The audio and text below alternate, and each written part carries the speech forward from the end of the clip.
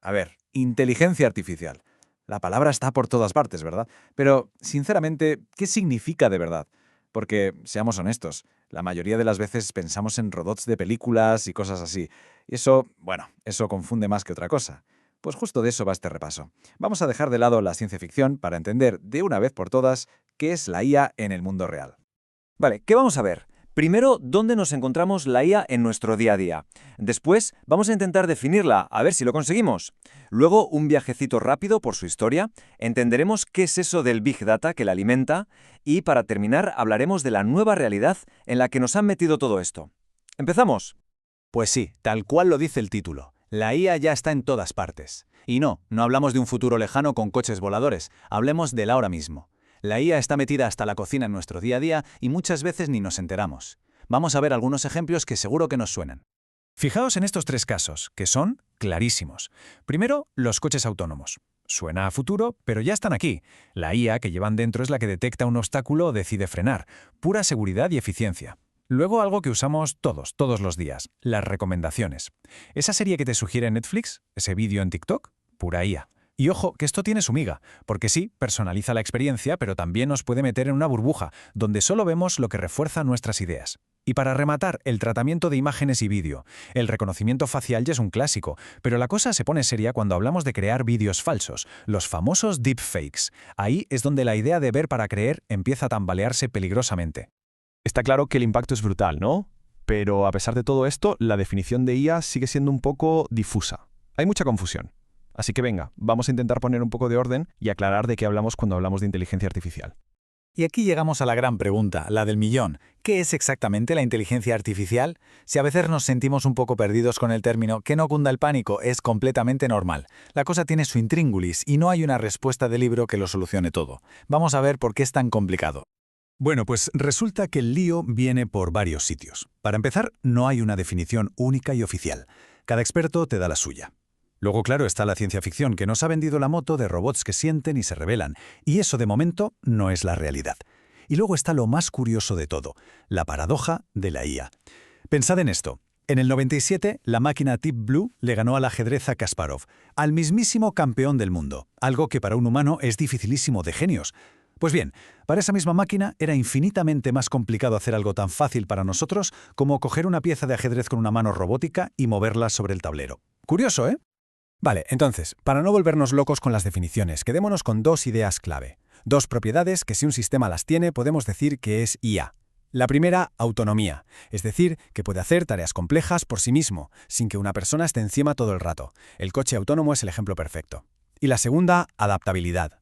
O sea, que aprende de lo que hace, que mejora con la experiencia, como el algoritmo de Spotify, que cada vez te recomienda mejores canciones porque va aprendiendo de lo que escuchas. Autonomía y adaptabilidad. Si tiene eso, es IA. Y esto nos lleva a una distinción que es crucial, importantísima. Toda, y repito, toda la IA que tenemos hoy es lo que se llama IA débil o estrecha. ¿Qué significa esto? Pues que es como un súper especialista. Es un genio absoluto en una cosa muy concreta, como jugar al ajedrez o traducir un texto. Pero no sabe hacer nada más. Sácala de ahí y se pierde. No tiene conciencia, ni sentimientos, ni nada de eso. La otra, la IA fuerte o general, esa que sería como una mente humana, capaz de aprender y razonar sobre cualquier cosa, bueno, eso a día de hoy sigue siendo cosa de las películas. Muy bien, ya sabemos más o menos qué es, pero ¿de dónde sale todo esto? ¿Cómo hemos llegado hasta aquí? Vamos a hacer un repaso súper rápido a su historia para entenderlo. El pistoletazo de salida es en los años 50, cuando un grupo de científicos le pone nombre, inteligencia artificial. Una década después, en los 60, aparece Eliza, que fue como el abuelo de todos los chatbots. Luego damos un buen salto hasta los 80, y aquí la cosa se pone interesante porque nacen los algoritmos que aprenden, el famoso machine learning. Pero el gran boom, la explosión de verdad, llega en los 2000. ¿Por qué? Por la llegada del Big Data. De repente había datos por todas partes, el combustible perfecto. Y con ese combustible, en la década de 2010, la IA ya no solo juega bien al ajedrez, sino que empieza a superar a los humanos en muchísimas tareas. Y para que nos hagamos una idea de cómo era aquello de Eliza, era muy básico. No entendía la conversación para nada, simplemente funcionaba con palabras clave. Si en tu frase aparecía la palabra madre, el programa soltaba una respuesta predefinida como «háblame más de tu madre». Era un truco, una simulación. Pero oye, fue el primer paso y sentó las bases de los asistentes que usamos hoy en el móvil. Hemos dicho que en los 2000 todo explotó por el Big Data, y es que este es el ingrediente secreto. De verdad, es imposible entender la IA de hoy sin hablar de la locura que es el Big Data. ¿Y qué es el Big Data? Pues imaginemos una biblioteca gigantesca, pero donde cada segundo se añaden millones de libros nuevos, en todos los idiomas, en todos los formatos, vídeos, fotos, textos. Es una cantidad de información tan bestial que un bibliotecario normal, con sus fichas de toda la vida, no podría organizarla. Sería imposible. Pues eso es el Big Data. Todos esos datos que generamos con los móviles, las compras online, en redes sociales, una avalancha. Y ojo, porque toda esa información hay que guardarla en algún sitio. En unos edificios enormes, llenos de ordenadores que se llaman centros de datos. Y para que nos hagamos una idea de la magnitud del asunto, estos centros consumen cada año alrededor del 3,5% de toda la energía que se produce en el planeta.